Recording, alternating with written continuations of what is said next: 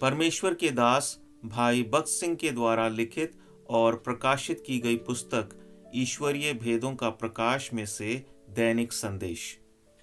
11 फरवरी। देख, मैंने तुझे निर्मल तो किया, परंतु चांदी की नाई नहीं।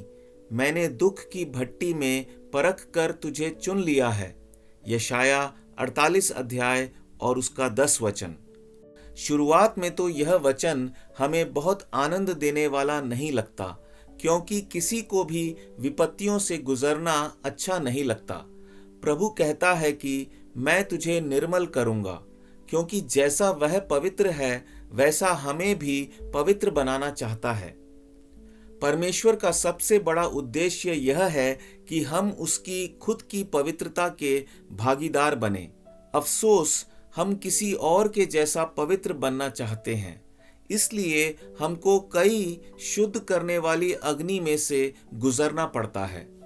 अच्छे से अच्छा स्टील बनाने के लिए कच्चे लोहे को कई बार आग में से होकर गुजरना पड़ता है।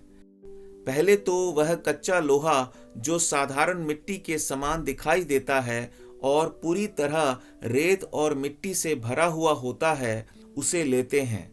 उसके बाद तेज गरम अग्नि में उसे पिघलाया जाता है। ऐसा करने से लोहा नीचे बैठ जाता है। उसके बाद फिर से लोहे को तीव्र तापमान पर पिघलाया जाता है। तब यह लोहा फौलाद बनता है, जिसमें से घड़ी की सुई जैसी नाजुक चीजें बनाई जाती हैं। सोने को भी अग्नि से शुद्ध किया जाता है। पेट्रोलियम पदार्थों और दूसरे धातुओं को भी शुद्ध करने के लिए अग्नि का उपयोग किया जाता है। इसी रीति से रेशम, मोती एवं हीरे को सही रूप में लाने के लिए दबाव और कष्ट में से होकर गुजरना पड़ता है।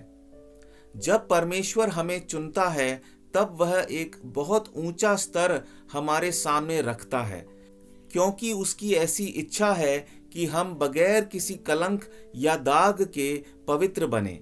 इसलिए वह हमें दुख की भट्टी में से होकर ले जाता है। कितनी ही बार हम यह कहते हैं, प्रभु मुझे भूल गया है। बीमारी बढ़ती जाए और दूसरी तकलीफें आती हैं, तब हम कहते हैं, हे प्रभु, क्यों तू मुझको इतने लंबे समय तक इस हालत में रखता है। मैंने कोई भी गलती नहीं की, मैं हर सभा में गया हूं, तो भी तू मुझे ताड़ना दे रहा है। नहीं, यह ताड़ना नहीं, यह तो शुद्ध करने वाली अग्नि है, जिससे हम पवित्रता की एक ऊंची कक्षा तक पहुंचेंगे। प्रभु आपको बहुतायत से आशीष दे।